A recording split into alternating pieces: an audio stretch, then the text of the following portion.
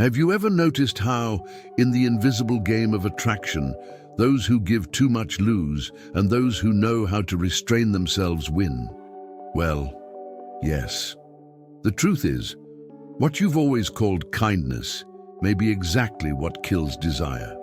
And here comes the controversial part. Machiavelli, the most feared thinker in history, had already predicted all this centuries ago. Politics guided by reality, not ideals, and the reality is simple. Women don't surrender to those who beg, but to those who carry scarcity, power, and mystery. The end justifies the means, and in this field, means are rare, almost forbidden. Better to be feared than loved takes on new meaning when applied to the heart. Respect breeds desire, submission breeds repulsion. You may find it harsh, but look around you.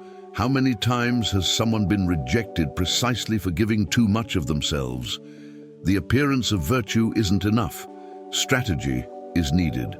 And strategy, in this game, is not being the free spray, but the rare perfume. And here's the invitation. Today you'll discover hidden tactics that most never dare reveal. Tools as sharp as razors which transform kindness into power, silence into fascination, boundaries into desire. And be warned, it's not for everyone. Because those who cross that line don't turn back. Are you ready to learn Machiavelli's forbidden tactics applied to attraction? He had already noticed this. The more someone ignored him, the stronger the flame of desire became. Isn't it curious? The human mind seems to function like a battlefield where silence speaks louder than any words. Machiavelli, observing politics guided by reality, not ideals, already pointed out that human beings are driven by what escapes them, not by what is always available. The end justifies the means even in relationships of affection, because what is scarce immediately becomes precious. It's like a rare coin. It's worth not for its material value, but for its difficulty in finding it. Better to be feared than loved, said the Florentine, and this fear of losing what we don't have is precisely the fuel of desire. The calculated use of force in this context is silence, not responding to messages, not chasing after, not over-explaining. What appears to be coldness is often just an instinctive strategy. And the curious thing is that the more the other party tries to decipher, the more trapped they become. Imagine an expensive perfume displayed on any supermarket shelf with a free spray bottle. The allure evaporates. But if the same perfume is locked in a glass case with only a sample available, people practically fight to smell it. This is how the paradox of desire works. When access is limited, the mind transforms absence into value. Machiavelli would call this the appearance of virtue, not necessarily for its morality, but for the impact it has on perceptions. The politics of the heart, like the politics of states, is guided by the reality of real human nature. We desire what we cannot fully possess. And here comes virtu and fortuna, the ability to appear distant just right and let luck do the rest. In this game, loyal armies are your well-guarded emotions, not handed over on a silver platter to just anyone. He realizes it's not about being cold or cruel, but about understanding that desire feeds on space, not invasion. Constant availability kills mystery, and mystery is the oxygen of attraction. Avoiding being hated doesn't mean submitting. It means learning to regulate your presence. It's like music. If all the notes were played at once, we'd only hear noise. But when there's pause, silence, and anticipation, harmony is born. Constant adaptability is the key, knowing when to retreat, when to advance, when to let absence work for you. And the irony lies precisely there. The more he tries to understand why he desires someone who ignores him, the more entangled he becomes in his own plot.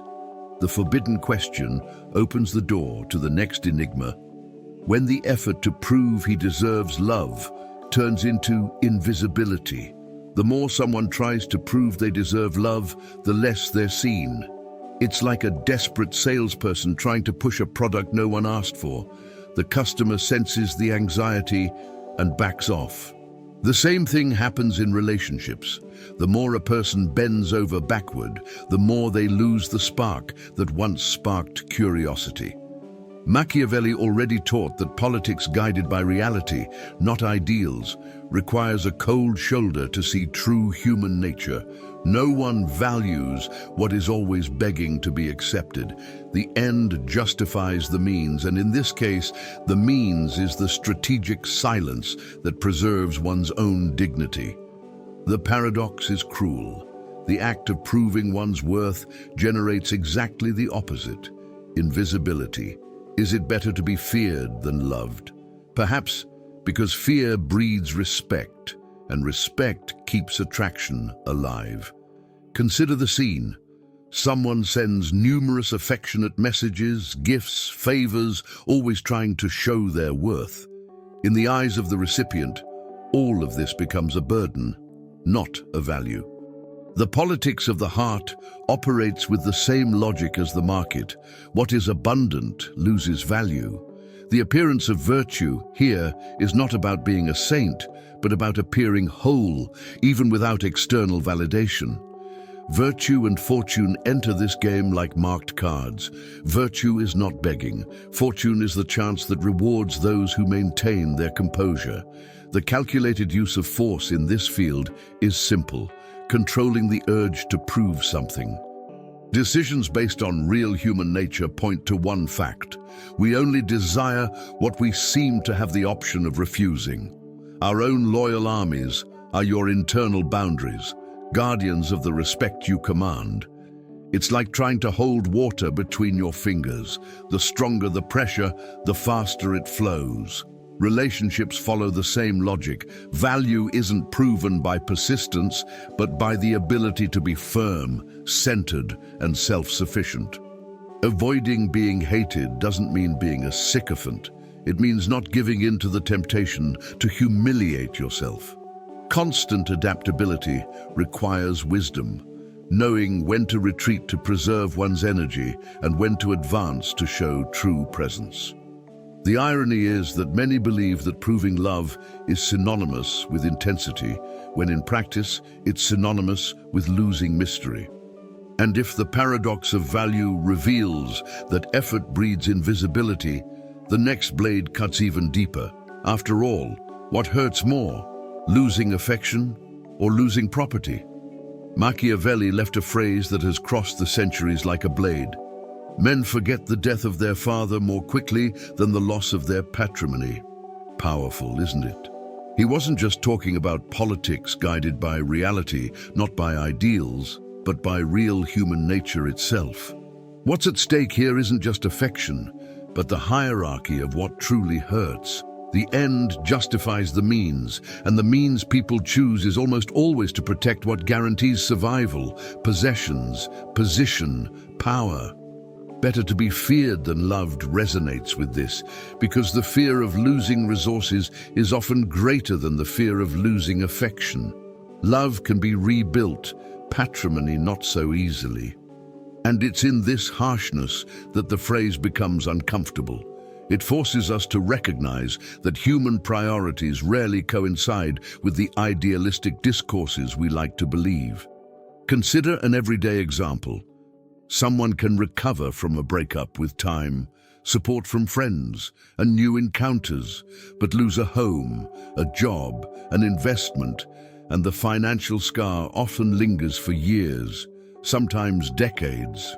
The appearance of virtue doesn't last when the bank account is empty. Virtue and fortune enter this game as allies or executioners. The virtue of managing one's resources well, and the luck of not being crushed by unexpected crises.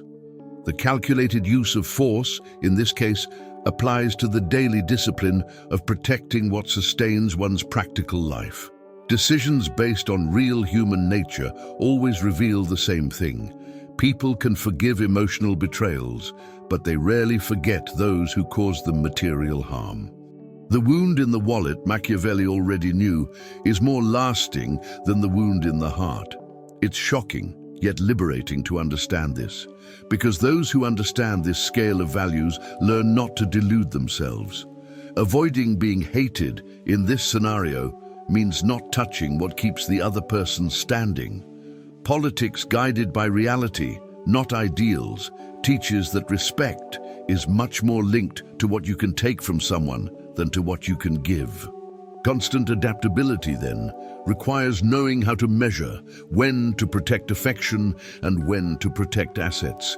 It's not about becoming cold, but about seeing the game for what it is. And within this game, the lesson is clear. Those who ignore this order of priorities lose respect without realizing it.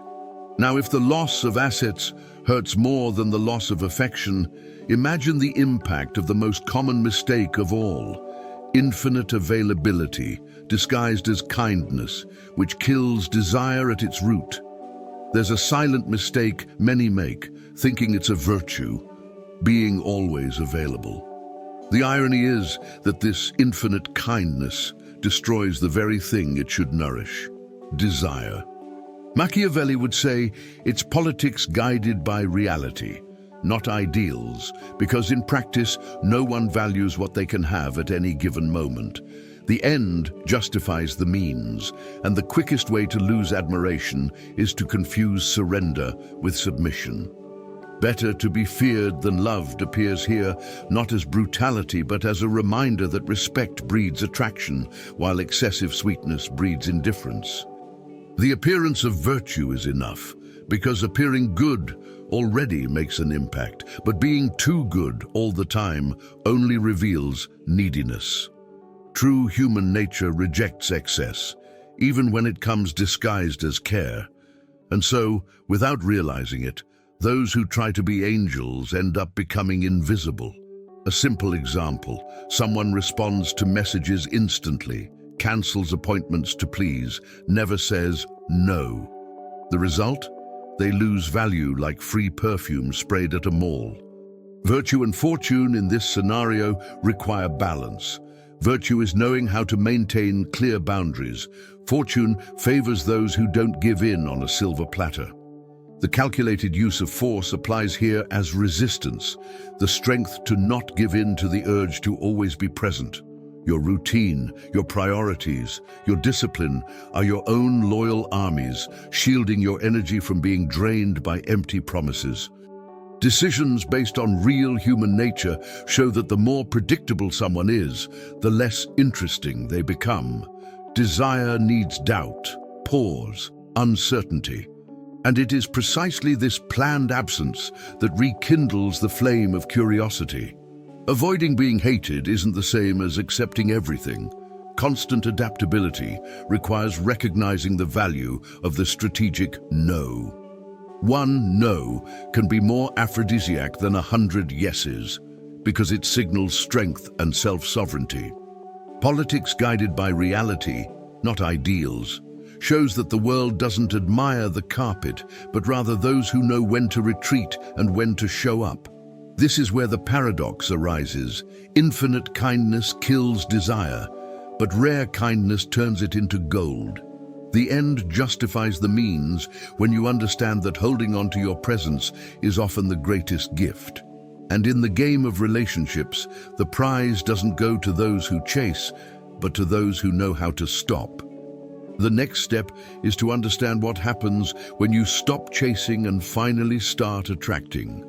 There's an almost magical moment when the scales tip, when someone stops chasing, begging for attention, and begins to naturally attract. It's the invisible prize, the one that can't be bought, only achieved through silent repositioning. Machiavelli taught that politics guided by reality, not ideals, requires understanding the dynamics of power. And here, power lies not in pleasing, but in stopping overindulging. The end justifies the means, and the means are simple: taking care of one's own routine, raising one's standards, protecting one's energy. Better to be feared than loved takes on a new meaning. It's not fear that paralyzes, but respect that prevents others from playing with one's presence.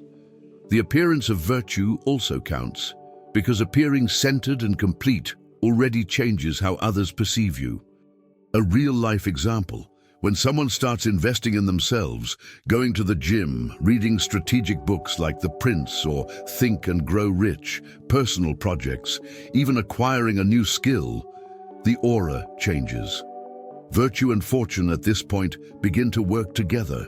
Virtue is the conscious effort to strengthen oneself. Fortune is the luck of being noticed precisely when one is most whole. The calculated use of strength reveals itself in self-control, resisting the urge to prove one's worth. Here, loyal armies are one's habits, goals, and daily discipline, functioning as invisible bodyguards of respect. Decisions based on real human nature reveal something undeniable. No one desires someone who dissolves into others, but everyone is fascinated by someone who remains whole. The absence of rushing, paradoxically, is the beginning of the arrival. Avoiding being hated in this context doesn't mean seeking approval, but making it clear that your world keeps turning with or without the other person's presence. Constant adaptability ensures you know how to adjust your posture, less of a pursuer, more of a creator of your own orbit. The result is inevitable. Instead of expending energy on conquering, you become the one who arouses curiosity. The invisible prize is precisely this: attracting for who you are, not for what you beg. And this turning point paves the way for a powerful metaphor: the contrast between the rare perfume and the free spray bottle, which brutally explains the secret of emotional scarcity. Imagine walking into a luxury store and finding a rare perfume kept in a crystal display case, accessible only under the supervision of an attendant. The mere fact that you can't touch it freely already makes it valuable. Now compare it to that free spray bottle at the mall, available on every corner, which anyone can use without limit. The difference is stark and serves as a metaphor for human desire. Machiavelli, speaking of politics guided by reality, not ideals, would perfectly understand this logic. What is rare awakens obsession. What is abundant breeds indifference. The end justifies the means, and the means is simple: become rare, selective, limited. Better to be feared than loved applies here as respect for one's own worth, an appearance of virtue. Yes, because appearing unattainable at times keeps the imagination alive. This emotional scarcity isn't about coldness, but about strategy. When someone acts like a free spray bottle, always available, always responding, always yielding, their presence loses its fragrance. Virtue and fortune in this game mean discipline and chance. The discipline of preserving one's essence and the chance of awakening desire precisely when least expected. The calculated use of force manifests itself in holding back impulses, not chasing any attention, not begging for recognition. Loyal armies of one's own are their daily rituals, protecting their energy from trivialization. Decisions based on real human nature show that desire needs the gap, the "I don't know," and the "maybe." A limitless perfume loses its charm. A rare gesture becomes unforgettable. Avoiding being hated here means not confusing selectivity with arrogance. Constant adaptability requires balance, knowing how to be accessible enough to create connection, yet rare enough to spark fascination. Emotional scarcity is like a library with closed doors. Those who enter feel privileged, not routine. A rare perfume awakens memories, emotions, and imagination. A free spray only causes saturation. And precisely in this contrast lies the secret of attraction. Those who make themselves rare are remembered. Those who make themselves common are forgotten. If the perfume metaphor reveals the power of scarcity, the next step is to understand another invisible and even more impactful resource: the silence that paradoxically screams louder than any words. There's an invisible force in silence. Not empty silence, but the kind that chooses what to show and what to hide. Machiavelli would say, this is a politics guided by reality, not ideals. because human beings desire not only what they see, but mainly what they imagine. The end justifies the means, and sometimes the most powerful means is to keep quiet. Better to be feared than loved finds an echo in this. Silence breeds respect because it awakens doubt, uncertainty, and curiosity. The appearance of virtue is sustained by a few well-spoken words, not endless speeches. It's like a movie trailer. It shows enough to captivate, but never reveals the ending. Those who reveal less than they know maintain the power to make others think, and to think is to engage. In practice, it's like telling a story and stopping before the final scene. The listener goes home with their mind in turmoil, filling in the blanks with their own imagination. Virtue and fortune here are inseparable. Virtue is the ability to restrain oneself. Fortune is letting chance work within the mind of another. The calculated use of force is, in this case, the mastery of words, saying what is necessary, holding back the rest. Your own loyal armies are the secrets you keep, the memories you don't reveal to the first curious person, the details that remain locked away until someone proves they deserve it. Decisions based on real human nature show that mystery isn't the absence of communication, but strategic communication. Silence turns into a scream because emptiness provokes more than saturation. Avoiding being hated at this point is essential. Silence should not be a weapon of contempt, but of magnetism. Constant adaptability requires intelligence in moderation, speaking when necessary, remaining silent when wise. Those who learn this art become unforgettable because they leave room for others to imagine, and imagination always creates versions more fascinating than reality. It's the game of scarcity in its most subtle form. It's not what you give, but what you withhold that keeps desire alive. The silence that screams paves the way for another powerful symbol, the closed library, where each relic hidden within is not a weakness, but the key to a fascination that lasts beyond the first impression.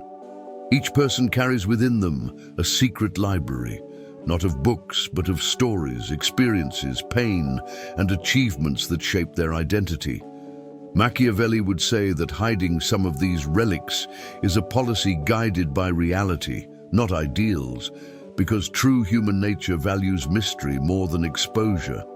The end justifies the means, and the means here is selectivity, sharing only with those who deserve it, never with everyone. Better to be feared than loved takes on new meaning in this context. Respect is born when others realize they don't have unrestricted access to you. The appearance of virtue becomes the visible veneer, but it is the collection of well-kept secrets that keeps curiosity alive. A library open to any visitor loses value. A closed library kept under lock and key becomes a relic. Think of someone who doesn't tell everything about their life, but lets slip fragments, an enigmatic journey, a remarkable book, a pain that was never fully revealed. Virtue and fortune work together in this game. Virtue is remaining whole and selective. Fortune is finding someone who values each rare page. The calculated use of force is revealed when one refuses to surrender intimacy like cheap currency. Loyal armies of their own are their internal boundaries, guardians of this personal library that only opens to those who consistently earn trust. Decisions based on true human nature demonstrate that what is rare will always be more desired. Inner relics, when protected, become a source of fascination. Curiosity remains alive because there is always the feeling that there is more to discover. Avoiding being hated means not using this mystery as a weapon of manipulation, but as an expression of self-worth. Constant adaptability requires balance, revealing enough to create connection, but keeping enough to spark imagination. Just like a museum that never displays all its works at once, you become inexhaustible when you save something for later. Fascination isn't born from abundance, but from anticipation, from the promise that there's more to be revealed. And precisely at this point, a question no one dares ask arises. Does even anxiety have a scent? Because revealing too much too soon betrays neediness. And this invisible signal can turn off any attraction in seconds. It's almost invisible, but everyone feels it. Anxiety has a scent. I'm not talking about sweat, but energy, that rush to be accepted, that urgency to be loved. Machiavelli would say this is proof of how politics, guided by reality, not ideals, applies even to relationships. The end justifies the means, but when the means is need, the end is often contempt. Better to be feared than loved resonates again, because respect is always more seductive than exposed fragility. The appearance of virtue in this scenario is to display serenity even when the heart is in turmoil. Real human nature reacts instinctively. When anxiety is excessive, it interprets it as insecurity, and the attraction evaporates. It's not cruelty, it's just social biology at work. Examples abound. The one who sends 10 messages in a row without a response. The one who justifies everything, the one who cancels appointments just to be available. All of this exudes neediness. Virtue and fortune in this game become weapons of defense. Virtue is learning to breathe deeply, to control the impulse to over-explain. Fortune appears when silence, by chance, generates curiosity instead of rejection. The calculated use of force is to restrain the need to prove one's worth at every moment. Loyal armies are self-care habits, such as training the body, studying something new, developing projects, things that keep the mind occupied instead of focused solely on others. Decisions based on real human nature confirm. Anxiety betrays a lack of alternatives, and this kills mystery. Avoiding being hated doesn't mean becoming a robot, but rather controlling the urge to want everything now. Constant adaptability teaches the art of rhythm, responding when appropriate, speaking when it's natural, giving in when there's balance. The curious thing is that as anxiety diminishes, desire increases. The paradox is clear. The less you beg, the more you fascinate. The more you press, the more you repel. Anxiety has a scent because the body gives in, the voice trembles, the gaze shifts, gestures stumble, and those who observe feel it immediately. This silent signal can turn off attraction like a switch, but if anxiety betrays neediness, there's an even more subtle game, the invisible test. That moment when its disappearance isn't an absence, but a measure of your emotional stability. Few realize it, but there's an invisible test in almost every relationship, the sudden disappearance. It's not always revenge or disinterest. Often, it's an unconscious way of measuring emotional stability.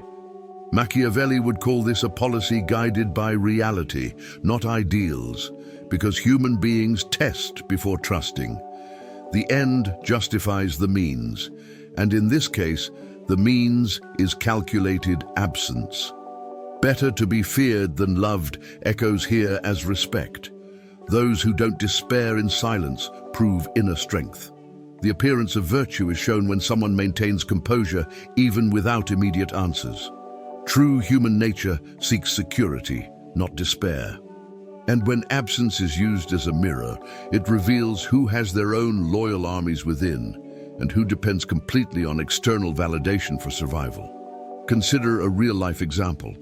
She disappears for 2 days, doesn't respond to messages, doesn't give a signal. Those who panic, send dozens of messages or call non-stop, show they're at the mercy of their own anxiety. Those who follow their routine, train, study, work, and maintain a balance between virtù and fortuna, convey a silent message of power. The calculated use of force in this case is patience. Decisions based on real human nature show that those who remain unshaken are seen as safe havens, while those who crumble become a burden. Constant adaptability requires serenity. It's not about ignoring, but about not getting lost in the void left by others. Absence then becomes an opportunity to demonstrate strength, not fragility. Avoiding being hated means reacting not with aggressive coldness, but with confident calm. The invisible test is not a war, it's a silent screening. Those who understand this use the moment to reinforce their own mission, pursue their projects, and reaffirm their own integrity. And therein lies the secret. When her disappearance doesn't dismantle you, you become more attractive. Respect is born because deep down, the message you convey is simple. My life doesn't depend on your presence. This balance arouses fascination. But there's a sacred line in this game, a calm, firm, and non-negotiable no that transforms respect into desire even more profoundly. There's an almost mystical power in a calm no. It's not an angry no, nor an aggressive one, but one spoken firmly without a tremor in the voice, as if one knew their own worth. Machiavelli already knew that politics guided by reality, not ideals, is sustained by clear limits. The end justifies the means, and often the most powerful means is denial. Better to be feared than loved is revealed in this act. Respect is born when the other party understands that you won't bend on a whim. The appearance of virtue is also at play here. Elegantly denying conveys strength and poise. True human nature doesn't desire what it can always have. It desires what imposes barriers. And so a simple no can awaken more desire than 1,000 concessions. Practical examples demonstrate this. When someone says, "I can't today, I have a commitment to myself," instead of canceling everything to please, they communicate sovereignty. Virtue and fortune unite in this gesture. Virtue is having the discipline to maintain priorities, and fortune is earning silent respect for it. The calculated use of force appears in moderation, denying without hostility, only with clarity. Their own loyal armies are their routines, their projects, their values, which sustain the no without a guilty conscience. Decisions based on true human nature make it clear that everyone desires the rare, and the rare is born at the limit. Desire grows not in an excess of yeses, but in well-managed scarcity. Avoiding being hated means not using no as a weapon of arrogance, but as a sacred line of self-respect. Constant adaptability requires contextual awareness. Sometimes no is necessary to maintain space, other times to teach the value of your presence. Those who learn to say no lose nothing. They gain fascination, because the world is accustomed to people who give in, not those who stand their ground. A calm no creates an aura, mystery, and magnetism.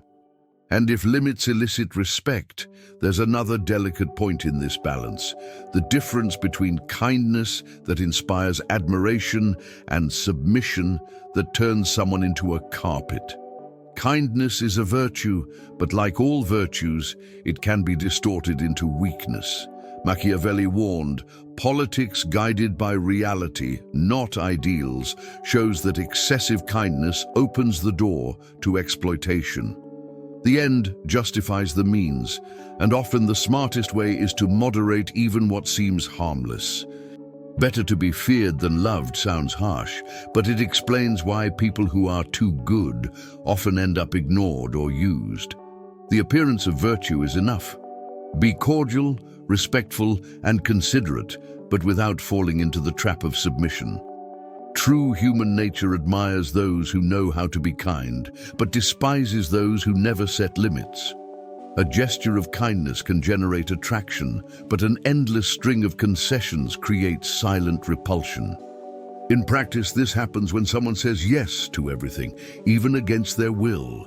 They accept unwanted invitations, laugh at unfunny jokes, and compromise priorities just to please. Virtue and fortune act as antidotes. Virtue is having clarity of values. Fortune is finding people who respect those values.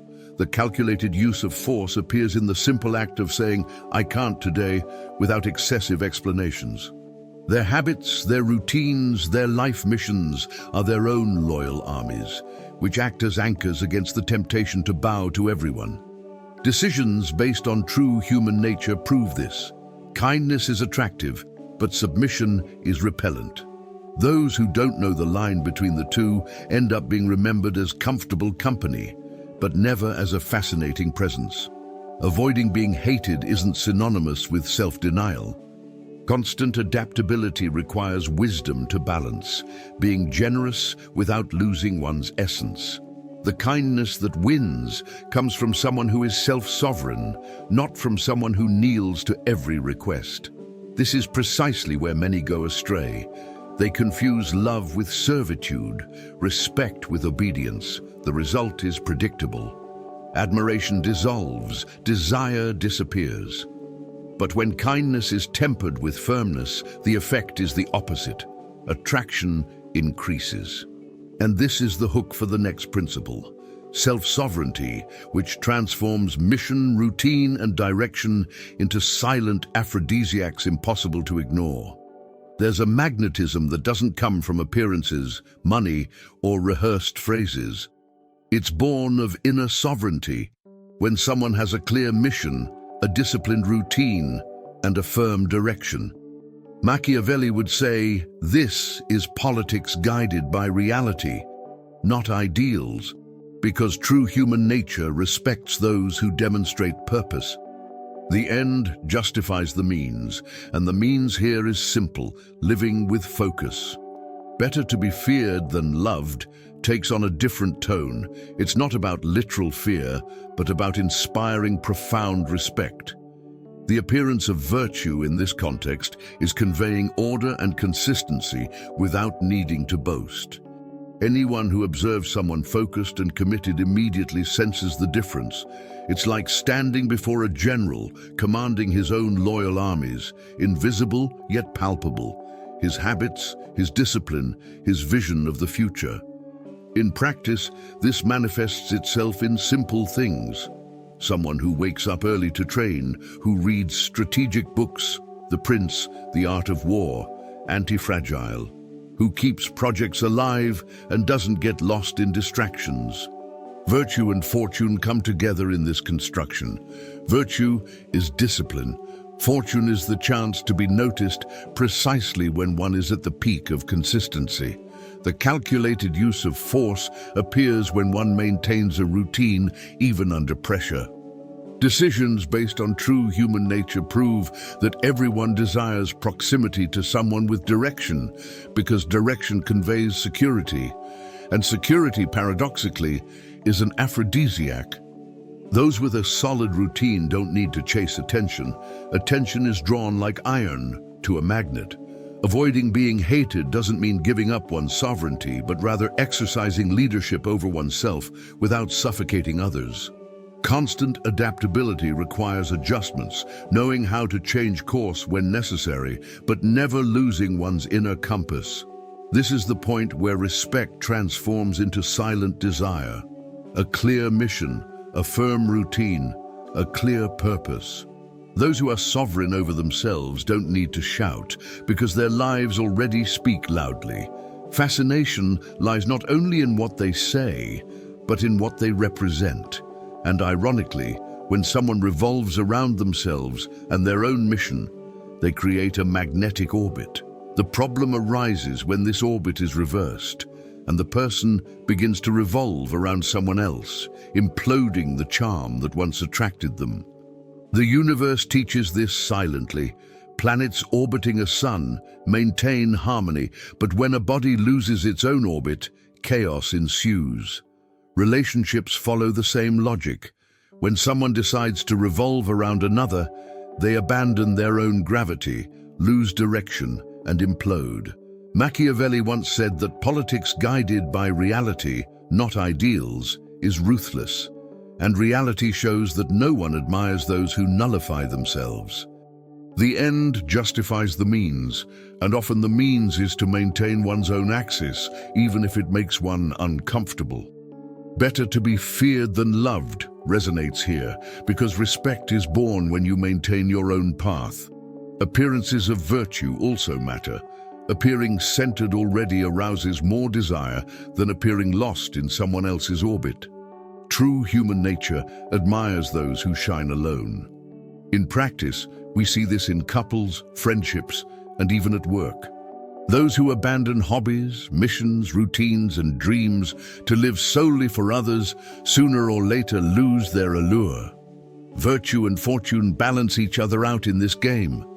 Virtue is remaining steadfast in your projects. Fortune is having someone who respects this self-motivation. The calculated use of force is resisting the urge to dissolve into another life. Your own loyal armies are your personal commitments, your health, your goals, everything that protects your identity. Decisions based on true human nature prove the obvious. No one wants a lost satellite, but rather someone with their own light. Those who revolve around others turn love into habit, desire into routine, respect into pity. Avoiding being hated doesn't mean living in isolation, but preserving space to remain who you are. Constant adaptability requires flexibility, sharing time, but without sacrificing your essence. Charm implodes when you become a shadow, no longer a presence. It's cruel but true. Those who relinquish their own orbit become predictable, and predictability is never fascinating. Desire is fueled by intersection, not fusion. And therein lies the key. Rebuilding yourself from the inside out, cultivating wholeness, mystery, self-control, boundaries, and purpose. These are the 5 blades that, turned inward, make anyone irresistible without needing to revolve around anyone. There are 5 invisible blades that, when sharpened inward, transform any person into a magnetic presence. Wholeness, mystery, self-control, boundaries, and purpose. Machiavelli would call this a politics guided by reality, not ideals, because there is no more realistic game than that of human perceptions. The end justifies the means, and in this case, the means is to forge these internal weapons every day. Better to be feared than loved doesn't mean being cruel, but showing enough strength to never be treated as disposable. The appearance of virtue is to appear whole, even when internal conflicts exist, because image speaks louder than explanations. True human nature doesn't desire perfection, but rather the whole, the mysterious, the one that always seems to have more layers than it reveals. In practice, wholeness is not needing anyone to complete what one already is. Mystery is speaking less than one knows, leaving gaps for the imagination to work. Self-control is the calculated use of strength to resist the impulses to explode or beg. Limits are the loyal armies that protect oneself. Purpose is the compass that maintains constant adaptability without losing direction. Virtue and fortune intertwine in this process. Virtue is the daily training of these blades. Fortune is the chance to shine when someone perceives them at the right moment. Decisions based on true human nature prove those who sharpen these blades become rare, and the rare is always desired. Avoiding being hated means knowing how to wield these blades without arrogance. Wholeness inspires, mystery attracts, self-control calms, boundaries command respect, purpose magnetizes. Each of these forces works silently, but together they create an aura impossible to ignore. Charm is born not from external tricks, but from internal refinement.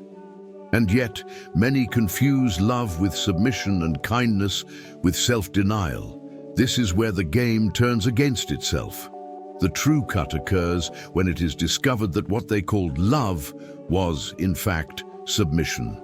And this final confession opens the plot twist. The internal shift that transforms weakness into power, despair into sovereignty. There comes a time when the penny drops like a sharp blow. What we called love was, in fact, submission. It was fear of loss, dependence disguised as affection. Machiavelli would say that this discovery is a policy guided by reality, not ideals. Because in reality, much of what we insist on calling love is nothing more than a need for approval. The end justifies the means, and this disguised means exacts a heavy toll. Those who live on their knees believing they are in love are, in fact, imploding their own dignity. Better to be feared than loved echoes again, because respect is born where submission dies. The appearance of virtue is no longer enough. True wholeness is required. And true human nature shows that no one, absolutely no one, wants to be with someone who doesn't value themselves. This is the internal plot twist, realizing that the love of the past was an invisible leash, that the unanswered messages, the endless favors, the anxiety to please were forms of self-abandonment. Virtue and fortune unite in the turning point. Virtue to rebuild oneself, fortune to have the chance to start over differently. The calculated use of force reveals itself here as courage, saying enough is enough, even when it hurts. Loyal armies of one's own become the mission, the routine, and the boundaries that sustain respect. Decisions based on true human nature make it clear that submission does not breed attraction, only pity. And pity is the opposite of desire. Recognizing this is painful, but also liberating. It is the birth of a new force. Avoiding being hated doesn't mean never making mistakes, but learning to turn mistakes into lessons. Constant adaptability ensures that after confession comes reconstruction. A life where love isn't synonymous with dependence, but with conscious choice. The inner shift is precisely this, the rediscovery of lost sovereignty. Respect returns, desire is reborn, life regains its center. And from this point, a dangerous, almost forbidden invitation arises. The next step, not the step of submission, but the bold step of experiencing the risk of emotional freedom. Because whoever dares to cross this line discovers a world where attraction isn't begged for, but naturally conquered. After the confession comes the invitation, not a common invitation, but an almost forbidden one. It's the call to cross the line few dare tread, to live without begging for attention, without spinning in other people's orbits, without confusing love with submission. Machiavelli would say that this is a policy guided by reality, not ideals, because reality demands the courage to face loneliness before gaining respect. The end justifies the means, and in this case, the means is to risk being whole, even if it alienates those who don't know how to handle their strength. Better to be feared than loved takes on a new meaning here. Better to be respected in silence than accepted with disdain. The appearance of virtue is no longer enough. Now what's needed is a lively presence, a firm stance, a gaze that doesn't bow. The next step is pure risk. In practice, the invitation is to stop apologizing for existing, to reduce one's intensity to fit into the space dictated by the other. Virtue and fortune meet in this risk. Virtue to sustain choices, fortune to cross paths with those who respect those choices. The calculated use of force is the restraint of not backing down when the temptation of neediness calls. Loyal armies become shields, a solid routine, a clear mission, non-negotiable boundaries. Decisions based on true human nature show that few are prepared to deal with someone whole, but precisely for this reason, that someone becomes unforgettable. Those who accept this almost forbidden invitation don't beg for affection, they attract. They don't plead for presence, they magnetize. Avoiding being hated here is a matter of balance. The risk isn't becoming arrogant, but becoming free. Constant adaptability ensures that even in the face of rejection, one's poise isn't lost. The invitation is bold, to live at the center of one's own orbit as self-sovereign, and let others adjust or move away. Those who accept this challenge discover that attraction isn't a trick, it's a consequence of inner strength. It's at this point that risk becomes power. And it's precisely here that the loop opens. If you've reached this point, you already know you can't go back to the, the old game. The question now is, will you have the courage to cross that line? If so, the next step is to delve even deeper into this forbidden path that Machiavelli left as a hidden legacy. Now that you know these forbidden tactics, the question is straightforward. What will you do with this knowledge? Will you continue begging for attention, spinning in other people's orbits, or will you assert sovereignty over yourself? Politics guided by reality, not ideals, shows that no one respects those who devalue themselves, and if the end justifies the means, the only acceptable end here is to regain control of your worth. Do you have the courage to say the calm no that transforms respect into desire? Can you stop being the free spray bottle and become the rare perfume? Are you willing to abandon the submission you called love to live as your own sovereign? These aren't rhetorical questions, they're invitations, because the decision you make now will determine whether you remain invisible or become irresistible. So tell me, which blade will you sharpen first? Wholeness, mystery, self-control, boundaries, or purpose? Write in the comments. If something within you has awakened, don't keep it to yourself. Share it. And if you want to continue learning how to transform your life using Machiavelli's psychology and the secrets of true human nature, subscribe to the channel now and turn on notifications. The next step is already waiting, and perhaps even more forbidden than this one.